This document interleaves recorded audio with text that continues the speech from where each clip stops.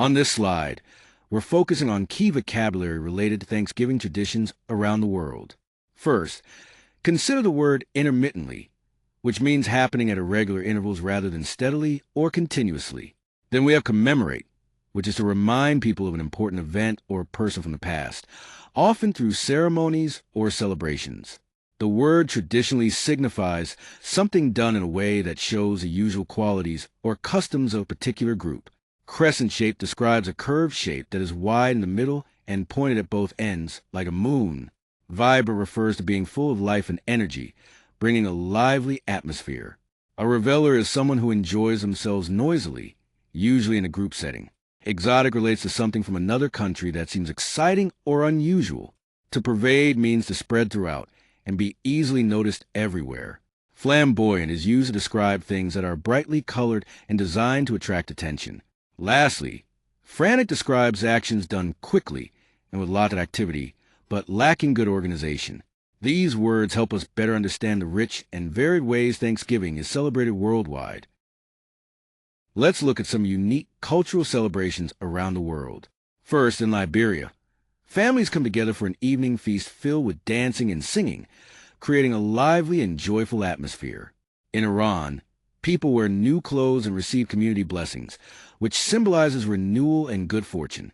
Moving to Ghana, traditional dishes like palm nut soup, fish, and pokoi are served, highlighting the rich culinary heritage.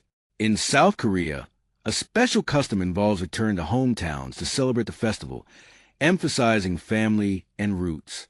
Over in Brazil, celebrations are famously noisy and take place on the beach, showcasing vibrant energy. The USA hosts colorful parades in the streets, bringing communities together in a festive spirit. Lastly, in South Korea again, food and wine are offered to forefathers as a mark of respect and remembrance. Each of these traditions reflects the unique cultural identity of its country. Let's go through some important questions about Thanksgiving customs around the world. First, the main feature of American Thanksgiving is a family dinner centered around a traditional roast turkey feast. It's really the heart of the celebration. Next, the parades in America are quite a spectacle, featuring marching bands, colorful floats, and huge balloons themed on cartoon characters and Broadway shows. Moving to Korea, Chuseok is celebrated on the 15th day of the lunar calendar in August. It's a time to honor ancestors and give thanks for the fall harvest. In Brazil, Thanksgiving began relatively recently after former President Gaspar Dutra visited the United States and introduced the festival in 1949. Liberia's Thanksgiving was started by liberated American settlers to express gratitude for freedom and to celebrate life's blessings. In Barbados, the holiday is focused on thanking for the sugarcane harvest, which is vital to their economy. Finally, in Ghana, the festival of Homowo marks the end of a long famine and is celebrated with feasting, singing, dancing, and drumming. Each tradition reflects the unique culture and history behind the celebration of gratitude. Here we have a set of sentences focused on reported speech, which is a key part of grammar.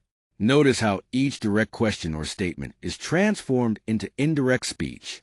For example, Sujita asked her mother when her father would come home. This shifts the question into a reported format. Similarly, the salesperson's direct question, "What can I do for you?" becomes a statement about what was said. This exercise helps us understand how to convey what someone else said without quoting them directly. Pay attention to the changes in tenses and pronouns, as these are essential for accurate reporting.